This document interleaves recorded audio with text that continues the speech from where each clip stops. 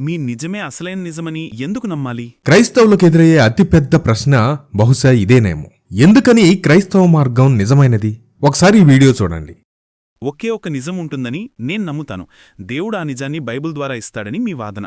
అయితే మీ నిజమే అసలైన నిజమని ఎందుకు నమ్మాలి? చాలా మంచి ప్రశ్న అడిగారు. ఎందుకంటే మేం చెప్పేది ఆలోచనతో పాటు దేవుడిచ్చిన వాక్యం ద్వారా కూడా రుజువవుతుంది. దేవుడు మనకు రెండింటినీ ఇచ్చాడు. ఒకటి దేవుడిచ్చిన వాక్యం అంటే లేఖనాలు, రెండు మన ఆలోచనా శక్తి. ఈ వాక్యం నిజమో కాదో మన చుట్టూ ఉన్న ప్రపంచాన్ని చూసి ఆలోచించి తెలుసుకోవచ్చు. మన క్రైస్తవ్యం ఎందుకు నిజమంటారా? ముందుగా ఆ 10 ఆజ్ఞలనే తీసుకుందాం. మీరు 10 ఆజ్ఞలను పాటిస్తే మీ జీవితం ఖచ్చితంగా మెరుగవుతుంది, మీ సమాజం కూడా మెరుగవుతుంది. అవునా? అంటే హత్య చేయకుండా, దొంగతనం చేయకుండా, తల్లిదండ్రులను గౌరవిస్తూ, అందరికంటే గొప్పవాడైన దేవుణ్ణి కాదని దేనినీ పూజించకుండా ఉండటం, వారానికి ఒకరోజు విశ్రాంతి తీసుకోవడం, అబద్ధాలు చెప్పకపోవటం, ఇలాంటి మంచి పనులతో ఒక మంచి సమాజాన్ని కట్టవచ్చని మనందరం ఒప్పుకుంటాం. కాని ఒక్క విషయం, క్రైస్తవ్యం 2 గొప్ప అద్భుతాల మీద ఆధారపడి ఉంది.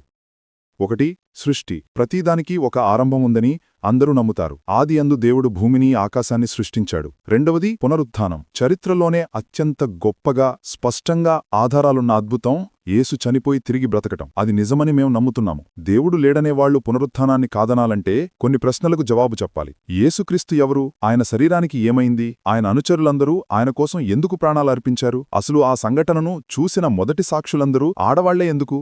అప్పటి కాలంలో ఆడవాళ్ల మాటకు విలువ ఇచ్చేవారే కాదుగదా.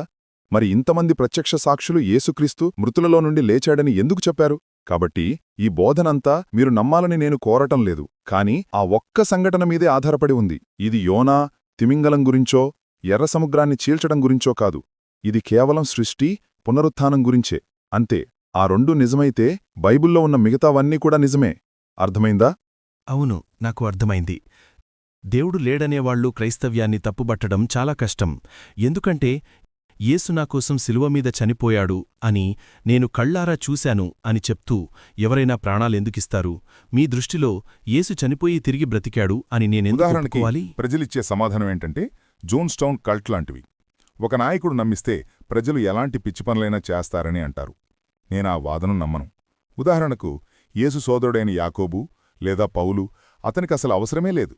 ఒకప్పుడు సౌలుగా ఉండి క్రైస్తవ మార్గాన్ని అనుసరిస్తున్న యూదులనే హింసించి మంచి జీవితం గడిపిన అతను క్రీస్తుని కలుసుకున్నాక జైలులో దారుణమైన హింసను పొందాడు. లేదా తలక్రిందులుగా సిలువ వేయబడిన పేతురు, తోమా ఇలాంటి వాళ్లు అలా చనిపోవడానికి అసలు వారికి కారణమే లేదు. అయినా వాళ్ళు ఏదో చూశారు, అది వాళ్లను ప్రేరేపించింది. యేసు మరణించి తిరిగి లేచాడన్న నమ్మకం కోసం వాళ్లు సర్వస్వం పణంగా పెట్టారు. ఇంకా ఆశ్చర్యమేంటంటే రోమన్లు వాళ్లకొక అవకాశం ఇచ్చారు. మీరు యేసును నమ్మొచ్చు, కాని అతను మళ్లీ బతికాడని మాత్రం చెప్పొద్దు అన్నారు. దానికి వాళ్లు, లేదు, మేము ఆ విషయంలో ఒక్క అంగుళం కూడా వెనక్కి తగ్గమని చెప్పారు. కాబట్టి అక్కడ ఏదో ఒక శక్తివంతమైన విషయం ఉంది. అది ఒక ఆదిమ సంఘాన్ని, ఒక ప్రాంతాన్ని, ప్రపంచాన్ని చుట్టేసిన ఓ మతాన్ని ప్రేరేపించింది. అది నిజమని నమ్మడానికి నాకిది చాలు. అంతేకాదు, మనకు మత్తయి, మార్కు, లూకా, యోహాను, అపోస్తలుల కార్యాలు, ఇలా 5 ప్రత్యక్ష సాక్షుల కథనాలున్నాయి. ఈ ఒక్క సంఘటన గురించి వేర్వేరు కోణాల్లో చెప్పారు. ఆ తర్వాత జోసెఫస్ వంటి చరిత్రకారులు కూడా ఆ సమయంలో ఆ ప్రాంతంలో ఏదో జరిగిందని రాశారు. ఇక వ్యక్తిగతంగా యేసును నా జీవితంలోకి ఆహ్వానించిన తర్వాత నా జీవితం మొత్తం మారిపోయింది. అది మీ దృక్పథాన్ని, మీ ప్రపంచాన్ని చూసే విధానాన్ని, మిమ్మల్ని లోపల నుండి మారుస్తుంది. మరేది ఇవ్వలేని ఒక జీవిత పరమార్థాన్నిస్తుంది. చరిత్రలో ఇంతకంటే బలమైన ఆధారం మరొకటుండదేమో. అంతమంది ప్రజలు నజరేతుకు చెందిన ఒక సాధారణ యూదుడి కోసం తమ ప్రాణాలను అర్పించారు. అది కూడా రోమన్ సామ్రాజ్యం మధ్యలో, ఎన్నో గందరగోళ పరిస్థితుల్లో. ఎవరికీ తెలియని ఒక మామూలు కుటుంబం నుండి వచ్చిన ఒక వ్యక్తి అద్భుతాలు చేయడం, బోధించడం, అప్పటి పద్ధతులకు వ్యతిరేకంగా పనులు చేయటం మొదలుపెట్టాడు. ఒక ఉద్యమం ప్రారంభించడానికి ప్రయత్నించిన ఎంతో మందిలాగే ఇతన్ని కూడా చంపేశారు. అయినా అతను మళ్లీ లేచి తన అనుచరులకు కనిపించాడు. ఒక అబద్ధం కోసం ఎవరైనా ఎందుకు ప్రాణాలిస్తారు? ఆ అపోస్తులు వెళ్లి ఆయన బ్రతికే ఉన్నాడని ప్రకటించారు. తాము చనిపోతామని తెలుసు కూడా వాళ్ళు ఎందుకు అలా చేశారు? మరి ఆ తర్వాత అది ఒక కార్చిచ్చులా ఎలా వ్యాపించింది?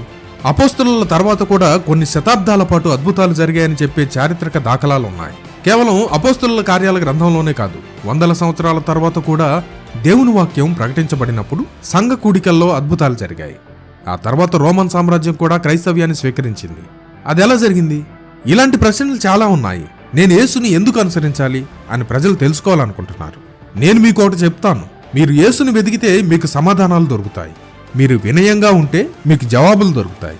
నేను కూడా ఎన్నో ప్రశ్నలు అడగాల్సి వచ్చింది, ఎన్నో తప్పుడు అభిప్రాయాలను సరిదిద్దుకోవాల్సి వచ్చింది. ఎందుకంటే నాలో చాలా తప్పుడు నమ్మకాలు ఉండేవి. కానీ నేను వెతుకుతూ, చూస్తూ, చదువుతూ సత్యం కోసం నా హృదయాన్ని తెరిచినప్పుడు యేసు వస్తూనే ఉన్నాడు. నన్ను నింపుతూనే ఉన్నాడు. ఇప్పుడు నాకు తెలుసు యేసుక్రీస్తు దేవుని కుమారుడని, ఆయన ఈ లోక రక్షకుడని. ప్రపంచంలో ఉన్న గందరగోళ పరిస్థితులను చూస్తున్నప్పుడు యేసు మళ్లీ వస్తాడనే వాస్తవంపై నా విశ్వాసం ఇంకా పెరుగుతోంది. 2000 ఏళ్ల క్రితం చనిపోయి తిరిగి లేచిన ఆ వ్యక్తి ఈ భూమిని పాలించడానికి తిరిగి మళ్లీ వస్తున్నాడు. నేను నమ్మేది ఏదో ఒక సిద్ధాంతాన్ని కాదు, లేదా ఒక మతాన్ని కాదు. నేను నమ్ముతున్నది నిజమైన వ్యక్తిని. ఆయనే యేసుక్రీస్తు, మనిషి రూపంలో వచ్చిన దేవుడని నేను నమ్ముతున్నాను.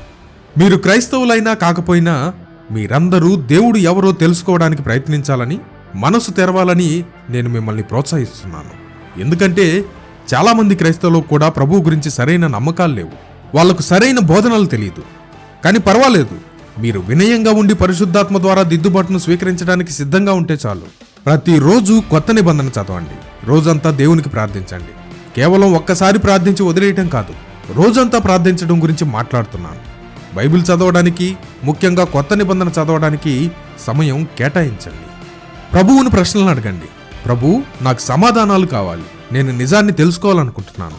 నువ్వు నిజంగా ఎవరో నేను తెలుసుకోవాలనుకుంటున్నాను అని అడగండి. మనం దేవునితో ఈ నడకను అలవర్చుకున్నప్పుడు మన జీవితాలు విశ్వాసంలో ఎదుగుతాయి. అది చాలా అద్భుతంగా ఉంటుంది. మొదట్లో ఇది చాలా కష్టంగా ఉండొచ్చు. నా జీవితంలో యేసుకే ప్రాధాన్యత ఇస్తూ వచ్చిన కొద్దీ నా విశ్వాసం ప్రతి సంవత్సరం పెరుగుతూనే ఉంది. సరే, మళ్ళీ వచ్చే వీడియోలో కలుద్దాం. Jesus coming soon, so be prepared.